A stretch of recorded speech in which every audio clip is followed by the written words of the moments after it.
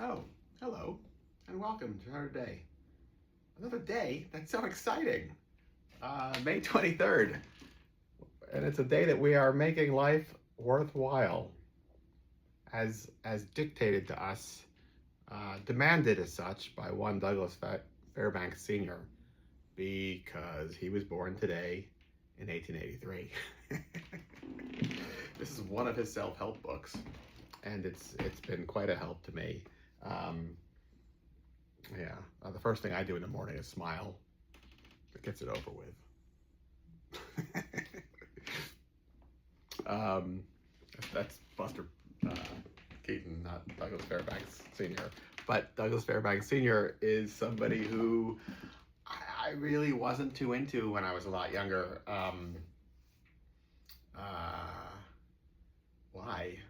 Charlie Chaplin, I was a huge fan. Lon Chaney, I was a huge fan.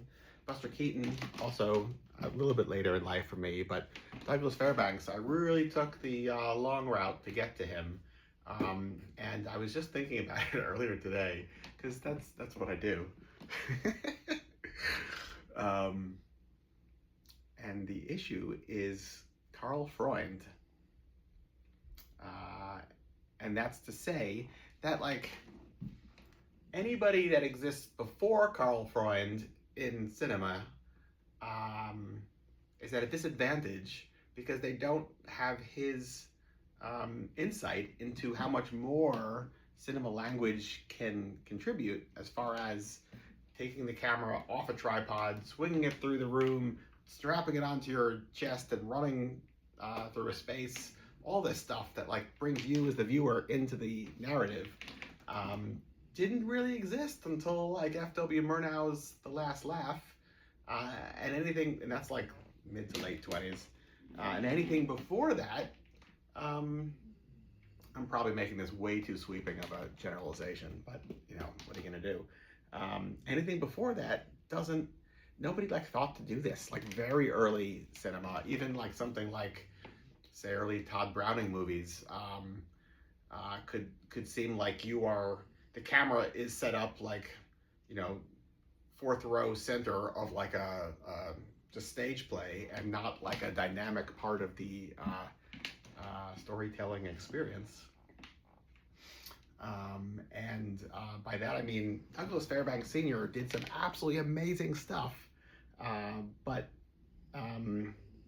it was limited because of like the time it was from. I've also thought this about Hunchback of Notre Dame, the William Dieterle, Wallace Worsley, 1923 Lon Chaney Sr. movie. Chaney gives such an amazing performance in this movie, but I grew up with the William Dieterle, Charles Laughton 39 version, which like has all those sweeping camera movements as you follow a Laughton through the scenes and things, and it really brings you into it and like it makes the whole thing come alive so much more. At least as like a modern day viewer, and anything before that just feels so distant. It's like I don't know, staged quite literally, and a lot of Douglas Fairbanks Sr. stuff for me felt that way, and therefore I didn't like jump in and find out more and more and more, and that was to my own loss for many years because he has so much great stuff. I'm gonna say I was underwhelmed by Zorro and what's another one? I'm sure they probably deserve another viewing for me, but what sucked me in was The Thief of Baghdad. William Cameron Menzies, the director. It's filled with special effects and magic and giant dragon props, and it just one thing after another. It's just terrific and moves with a great pace and feels very modern actually, even though it still is limited in that way from a cinematic standpoint of what I'm saying.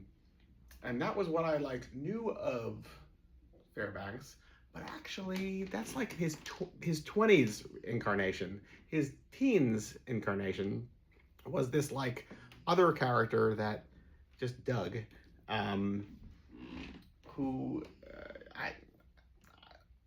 I don't know if he's inspired by the surrealists or the surrealists are inspired by him, But either way, he just takes like modern, like reality as we see it, and just like laughs at it. Um, as far as like what does gravity mean, and like I'm not going to use any. This is like before like all that many like stunt coordinators or safety measures were put in place, and he's just like, well, my character has to like scale the side of that 5-story building, so I'm going to do it, and in one take, and there's like no movie magic here. You're just going to film it, and I'm going to do it because he like was like, you know, an acrobat and everything, and like thought it was a good idea. And they're really great movies. All of his teen stuff, or the ones I've seen, there's a lot more that I haven't seen, are just so fascinating as like a time capsule for what it is, and I love it. And they were so popular at the time that he made these self-help books, which are like just nonsense, but wind up including like segments of his movies. A pointed argument with a cactus. Ha! Ha! Here's another one. Laugh and Live. And I mean, why not, right? Yeah, Douglas Fairbanks Sr. Check him out. Mystery of the Leaping Fish is a really great one. What's that other one? There's one where he plays like a Sherlock Holmes type inspector with a lot of problems, but it's fabulous. And then another one, I'm forgetting the name, where he eats some late night dinner, and it winds up like giving him these nightmares, and he has these like surrealistic, wonderful dreams. Mystery of the Leaping Fish, and it's not like a long. I don't know. Francis Marion did a lot of his title cards, making a lot of what he filmed into like absolutely hysterical and really smart and really biting content. Yeah, there's a Francis Marion documentary out there floating in the world that's well worth watching. She also worked with Douglas Fairbanks Sr.'s wife, Mary Pickford, on a lot of her work. Very early Hollywood was like in large part defined by a bunch of very talented and driven women, Frances Marion being one of them, Mary Pickford being another. Anyway, who else is electric? Why, Kenneth Strickfaden, born today, 1896, the man responsible for all the Frankenstein's lab machinery in the Universal Monster films, especially Frankenstein. Yeah, which later on winds up being reused in Young Frankenstein, which we may talk about later. Wink to the camera. Frank McHugh, born today, 1898. I have such a soft spot in my heart. Soft spot in my heart for Frank McHugh and all the cast of characters that are like all character actors in like pre-code films, early 1930s. Guy Kibbe being another one. Frank McHugh was in a whole bunch of Busby Berkeley films, and I don't know, I just, chew that scenery. I'm here for it. Who else? What else? The Muppet Show with Marty Feldman premiered today in 1981. Marty Feldman, obviously Igor from Young Frankenstein.